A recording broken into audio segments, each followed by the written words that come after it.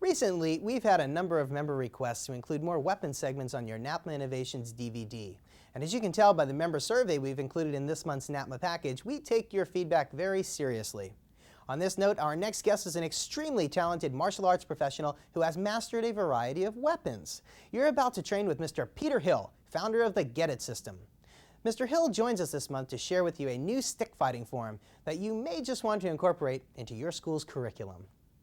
We're going to teach you a basic stick form that's great for beginners, intermediate, and advanced students. You can actually gear it toward whatever level of student you wish to teach. And we're going to be showing it to you with one of my black belts, Aaron, and myself. You're going to see the front view with me, and you're going to see the back view with Aaron. We're going to walk through the stick, but before we do that, we're going to just teach you a couple of important aspects of the stick. When you're teaching the stick, you want to remind your students that sticks and stones can break your bones. You always want to emphasize safety. You can do this drill with rattan sticks, you can do it with foam sticks, whatever you feel most or best fits your classroom. Also, it's important when you're teaching that if you're emphasizing security type work or police type work, you're going to be striking with the mid part of the stick to the musculature of the body. Your goal is to break the person's energy down, break their body down without causing serious physical injury. However, in a self-defense situation where you may have yourself against 2 or 3 opponents, then you want to use as much of the tip of the stick as possible, and you want to attack the skeletal system. Again, like we said, sticks and stones can break your bones. Words can hurt you if you let them. When you attack the skeletal system, no matter where you hit, that will cause serious physical injury. So you want to understand a concept of deadly force from your state laws and from your local prosecutors. Okay, we're going to go ahead and take you through the form. And again, this is just the first 6 counts of the form. It's a very basic form, but it's a very nice form. When you're teaching it, you can emphasize just the arms initially, okay, to get the big patterns, the downward X's and the upward X's. Then you can actually, with the more advanced student, work on rotation in the waist. Feet can stay in their stance, but the waist rotates. And at the third level, which is the most advanced, they keep the back heel off the ground initially, and the front foot, okay, even though I've got my heel off the ground, my front foot, I don't have my weight forward on it at all. So the front heel is up, and then when you're doing your strikes, you drop the heel and you lift the heel. And again, you can emphasize just that motion, dropping the heel, lifting the heel with whatever strikes you're practicing. So again, arm movement first, just the arms, getting the big patterns, then shoulder and waist turning, and then dropping and lifting the heel. A while back, the Discovery Channel had a show on maximum force, and they actually showed how, again, just as in Tai Chi, they say the Chi, the energy, is rooted in the feet. It actually comes from the ground up through the body. But for a beginner, they're barely able to get their stances correct without falling over, so they're emphasizing just the arm movement. Okay, we're going to go ahead and go through the form. Left hand's in a guard. We're holding the stick about 3 to 4 inches up. The butt of the stick points out at our opponent. Again, you can work with whatever element of the shoulders, hands, and feet you would like. And these movements are going to be very large movements. We start with a downward X strike. Then we go to an upward X strike. When we're doing these movements, the fist is leading like a hammer fist. Center strike, there's 3 of those.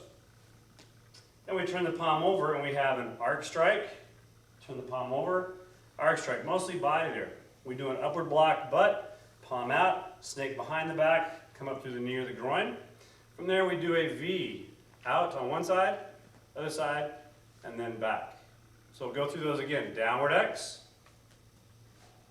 upward X. 3 center strikes. You can see the movements we're doing very large at the moment. Palm up, arc, palm down, arc. Upward and palm out, snake and last, the V. So we have 6 strikes in the entire movement. Another thing we want to emphasize when we're doing this technique is that when we're first doing it, we have these big movements. We can actually have somebody stand way away from us so we can actually see our targets. You can actually use a heavy bag to work these on. So again, you're concentrating on where those targets, those strikes are going. And as you get comfortable with that, okay, then we're going to do it stick to stick. But you can see again, in basic movement, the motion is very large. When we actually apply this from a more self-defense point of view, we don't want a really big strike. If you think about it, my tip is starting here. It's coming in a big circle or arc all the way over here to the side of the head. If I want to make that more practical, I'm going to punch across the body. So you'll see instead of my hand coming here, you'll see in Balintawak when we do basic training, we do always the fist in the body. So if we mess up, we're hitting with the mid part of the stick. But in reality striking, when you want to take your students to that next level, my fist punches across, which puts the tip of my stick right there. And then I hammer. Wally J in Jiu-Jitsu says this is the most important aspect of the Jiu-Jitsu technique. Also very true in a lot of the Tai Chi arts, the Aikido arts, this movement right here. Because again, when I punch out and I do that 90-degree wrist movement, it takes my stick 90 degrees through. So that's where my power comes through. So the strikes become very short instead of very large. One of the big differences between when you're first teaching and you're moving to a deeper level. Okay, let's try it again. So we have the downward X, and we have the upward X. We have the 3 center strikes. You'll also notice that when we're doing these strikes, on the one side, the stick goes on the mid part of the arm. On the other side, the stick goes on the neck. So on this side, it's always on the neck. This side, it's in the mid of the arm. Okay, one more time. As you get used to the move, you want to speed it up, of course. Downward X, upward X, 3 center strikes, arc, arc, snake, and V. And then you're set. Next thing you want to do is you want to have your students work this with each other. Now, when they work with each other, the first thing you want to do is they want to always check their range. You always want to emphasize safety. Sticks and stones can break your bones. Words can hurt you if you let them. It's a very funny but popular phrase that we use all the time. So always check their distance. If I'm here and I can hit Aaron's hand, not a good thing. Okay? So we check our range. First thing we do is when you work this, you want to work just the downward X strike. And this gets used to the students hearing that stick hit. So again, just the downward X. From the downward X position, we can actually work on shuffling. So I shuffle forward, Aaron shuffles back. He shuffles forward, I shuffle back. We can shuffle in every strike of the stick, or initially, I shuffle, and we do the entire X, shuffle, entire X. He shuffles, entire X, shuffle, entire X. Okay, after that though, I can shuffle on the first strike, second strike. So we start working across that room. Again, you want to make sure that you're always keeping your distance and your safety in mind in that process. We can then add into that mixture of just the downward X, stepping. So now what we're going to do is we're going to check our range. I do 1 strike, 2 strikes. Now we're going to step. 1, 2, step. 1, 2, step. 1, 2, Aaron step. So we're working both offensive and defensive movements. And almost like as you would be in a regular situation, you're working on distance and drilling. We can also work where we step every time we strike. 1, 2, 3, 4. Again, 1, 2, 3, 4. Great for working in demos. Again, just take that basic downward X strike, stick to stick. In place, shuffling, stepping, and again, making it shorter or quicker, compressing time as you go. You actually apply that same concept with each of the strikes. The upward X, you want to work all the strikes by themselves initially. You can see again, we're just looking at this flow, or we can stop it and come back to place. Upward X, stop, or flow with the pattern itself. I can even work upward X against the downward X. As Aaron comes with the downward, I'm going to come upward. Up, up, down, down. So we're playing this motion. Sometimes the sticks will hit, sometimes they'll miss. Okay, just teach your students the flow of the movement. In reality, we don't want to be hitting him before he does his strike, or we'd be blocking and striking or evading. 3 major areas: strike, block and strike, or evade. Now, from the upwards, we have the center strikes. Again, the center strikes, we actually don't do them straight across because we'd actually miss each other's stick every time. So you can see we actually angle the stick a little bit on the center strike. Again, we can work that center strike, all those different patterns. The arc strike, again, we angle it just a little bit. So we get the tops of the sticks touching and catching each other. On the snake strike, we're going to both shuffle in. We palm. The palms, you can see the fingers going opposite directions, comes behind the neck, and the strike comes in, again, either through the knee or through the groin. Again, up, butting up, catch. Butt up, catch.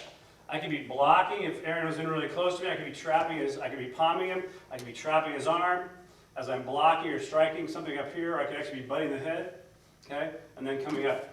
All these techniques you can adapt into a lot of different situations based on your goals and the creativity that you put into it. What we want you to do is we want you to be a martial artist in the classroom, not a martial robot. And then again, the last strike, we have the V. The V is actually really nice. Again, you can actually take this with a lot of different things. You can take it with the sticks as well. You can use double hands. We can just do the V back and forth. We can also do the V single hand. And we can go, initially, you can start with just 2. 1, 2, pull it back. 1, 2, pull it back. 1, 2, pull it back. 1, 2, pull it back. 1, 2, pull it back. 1, 2, pull it back. Again, you can do that walking, shuffling, or just continuous stepping. The V strike, what we're doing there is we oftentimes use that in reality when a person blocks our strike, and then we just go to the other side. Sometimes in our niche they call that fanning the stick. Although we call it a V because we're just really emphasizing that one strong strike instead of continually fanning back and forth in an abanico style. The V strike also is very good for if they go to block and you don't even, before your stick even strikes, go to the other side and V it across. Now we're going to put all 6 strikes together. Again, we check our range first. And this is really what you want to build up to. Again, you want to do all those strikes individually. We have downward X. We have upward X. We have the 3 center strikes. 1, 2, 3. We have the 2 arcs. We shuffle in on the snake. And then we have the V back in place. Again, we can do that with a step. We can actually just do one step for the entire thing where we do downward X, upward X, and step. And then we can do all the rest of the strikes right from this position because now they have to do it with their other foot back, which oftentimes is a little uncomfortable when the student first gets used to moving in a position. Or you can actually do the whole form where we start off on this side. And we'll do the downward X in place, downward, we step on the upward. We step on the 3 centers, 1, 2, 3. We step on the arc. We step on the snake. We shuffle on the V, and then we're back in place. From here again, we check our range. Aaron does the downward. He steps forward. He steps forward again. 1, 2, 3. He steps forward on the arc. 1, 2. He shuffles in. I shuffle back a little bit. Then we can adjust. And then he steps forward. I step back for the V. Again, there's no end to the number of ways that you can play with this drill. Now we're going to show you how to actually apply the same concept with 2 sticks. Again, you can actually take the entire drill with 2 sticks, but at this point in time, really, we're going to start with just the upwards and the downwards. I'll have Aaron face this way, and I'll face this way. And again, you start with both sticks on the right side, and you're going to have downward, downward, downward, downward, downward, downward, downward, downward. Again, you can actually get them to flow more. The sticks are following each other. And then we're going to go to the upward. So we're starting here from our right side. Then we're going to let our right hand, actually we'll go together first. On the upward is kind of neat. You can actually take them at 2 different angles. You can take one high and one low. So one's going through more the knee, one's going through the rib, middle body. And again, you can do these stick to stick as well. Same concept. You can also take it where the sticks actually go by themselves, just the upwards. When you move into the downwards following each other, you actually move into the redonda elements of our knees. So lots of different ways to play with that. With the redonda elements, you're going to have the right hand go first, left hand second, circle. Left hand downward, circle. Right, left, right, left, right, left.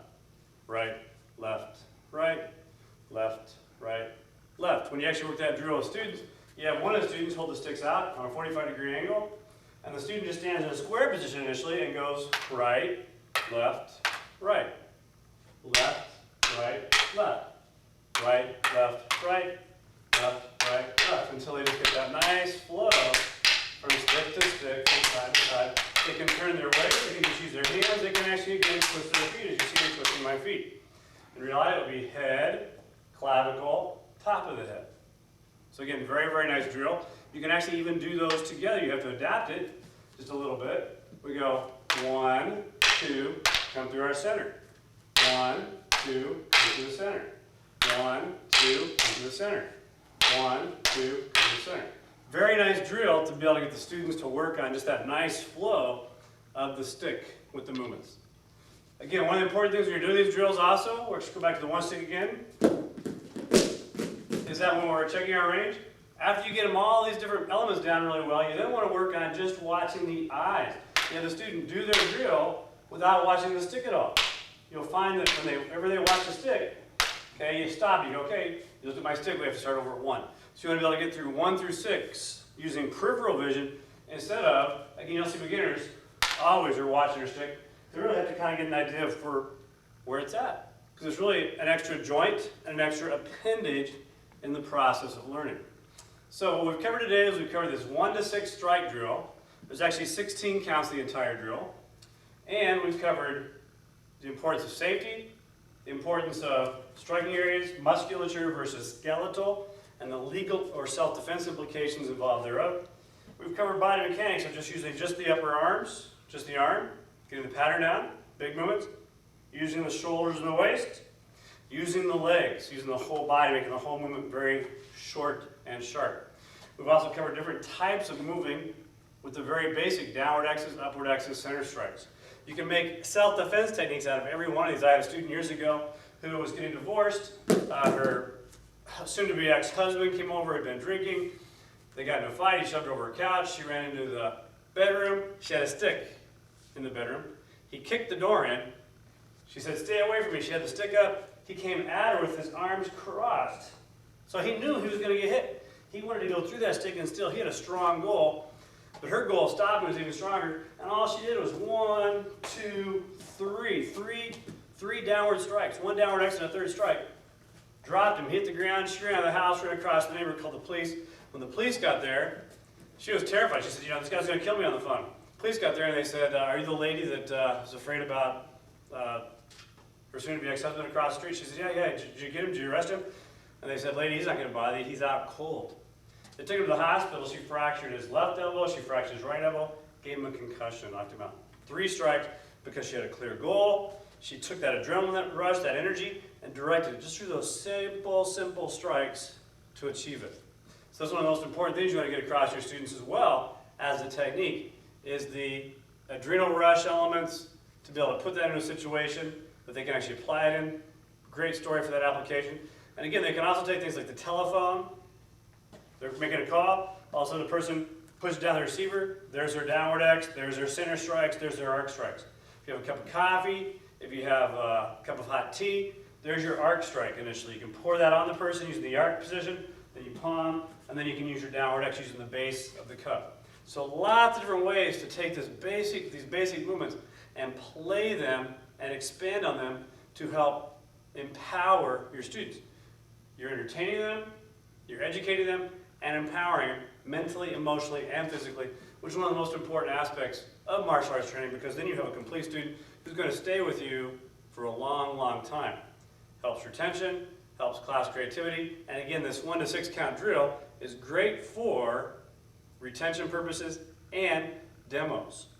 If you have any questions, you can feel free to email us at jempeh@cox.net, cox.net, or at worldtaichi.com. We look forward to using this material in your classroom and entertaining, educating, and empowering those you serve.